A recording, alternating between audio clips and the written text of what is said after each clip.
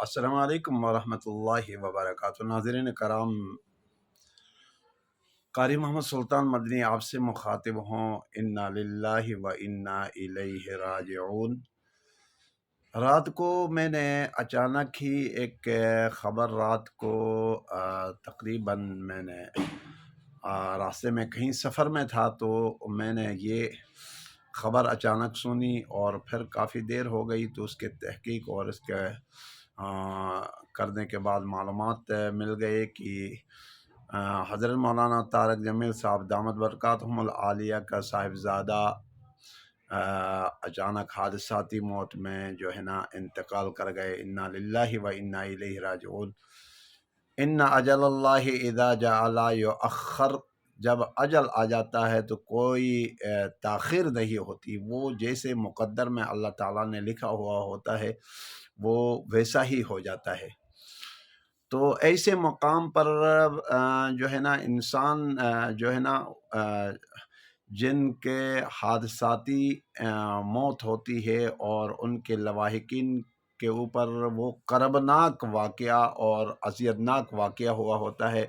اور پھر اس وقت جو ہے نا وہ ان سے اندر سے چورا چور ہوئے ہوتے ہیں، اور پھر ایسے مقام پر ایسے ٹائم میں جو ہے نا حوصلہ دینے کے بجائے جو ہے نا ہمارے المیہ یہی ہے کہ ہم نے کسی کو حوصلہ دینے کی بجائے حوصلہ شکنی کرتے ہیں، اور یہ ہوا وہ ہوا، حالانکہ وہ واقعہ جب ہو جاتا ہے تو وہ انہی لوگوں سے پوچھا جائے جن کے گھر میں ایسا ناگہانی اچانک اموات ہوا کرتی ہیں، تو وہ کس اذیت میں ہوتے ہیں، کس تکلیف میں ہوتے ہیں، کس کرب میں ہوتے ہیں۔ وہ ان والدین سے پوچھا جائے جن کا لخت جگر اچانک حادثاتی موت کا شکار بن جاتی ہیں۔ تو طارق جمیل صاحب تو اللہ کے فضل و کرم سے مبلغ اسلام ہیں، پورے بر اعظم ایشیا نہیں بلکہ پوری دنیا میں جو ہے نا اس کے فالورز ہیں، اس سے محبت کرنے والے ہیں، اس کو چاہنے والے ہیں، مرد و زن چاہنے والے ہیں۔ کس وجہ سے؟ کہ اس دین کی نسبت سے رسول اللہ صلی اللہ علیہ وآلہ وسلم کی اس عظیم دین متین سے محبت کرنے والے ان سے محبت کرتے ہیں، وہ اللہ اور اللہ کے رسول کی بات کیا کرتے ہیں، اور پھر لوگوں کو اللہ کی طرف بلانے والے ہیں، اور پیار اور محبت کا درس دینے والے ہیں، لوگوں کو جو ہے دین کی طرف جو ہے نا بلانے والے آدمی پوری دنیا میں جس کے فالورز ہوں، جس سے محبت کرنے والے ہوں، تو ایسے ٹائم میں جو ہے نا ان کو حوصلہ دینا چاہیے کہ ہم آپ کے اس دکھ میں، اس کرب میں، ہم اس کے اس ناگہانی موت میں ان کے ساتھ ہیں، اس کے دکھ کے برابر کے شریک ہیں کہہ کر جب ان کو حوصلہ دیا جائے تو ان والدین کا حوصلہ جو ہے نا بلند ہوتا ہے۔ تو اس لیے مطلب کہ ہم تو حوصلہ دینے کی بجائے حوصلہ شکنی کرتے ہیں کہ بھائی یہ ہوا وہ ہوا، انہوں نے مطلب کہ قتل کیا گیا یا کیا ہوا، پتہ نہیں کیا کیا باتیں کر لیتے ہیں۔ تو بہرحال گزارش عرض خدمت یہ ہے کہ آپ تمام امت مسلمہ سے جہاں جہاں تک ہماری آواز جاتی ہے، ہم تو کچھ بھی ذاتی طور پر ہم کچھ بھی نہیں ہے، اللہ جانتا ہے ہم کچھ بھی نہیں ہے،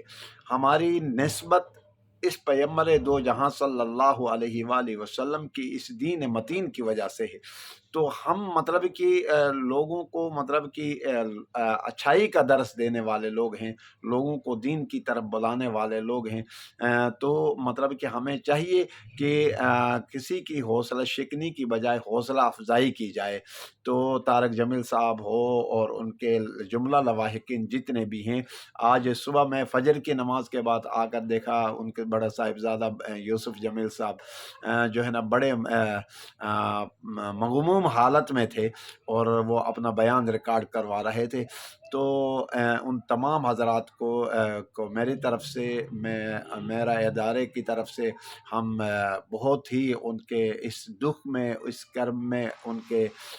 برابر کے شریک ہیں۔ اللہ تبارک و تعالی آپ کو صبر جمیل اور اجر عظیم عطا فرمائے،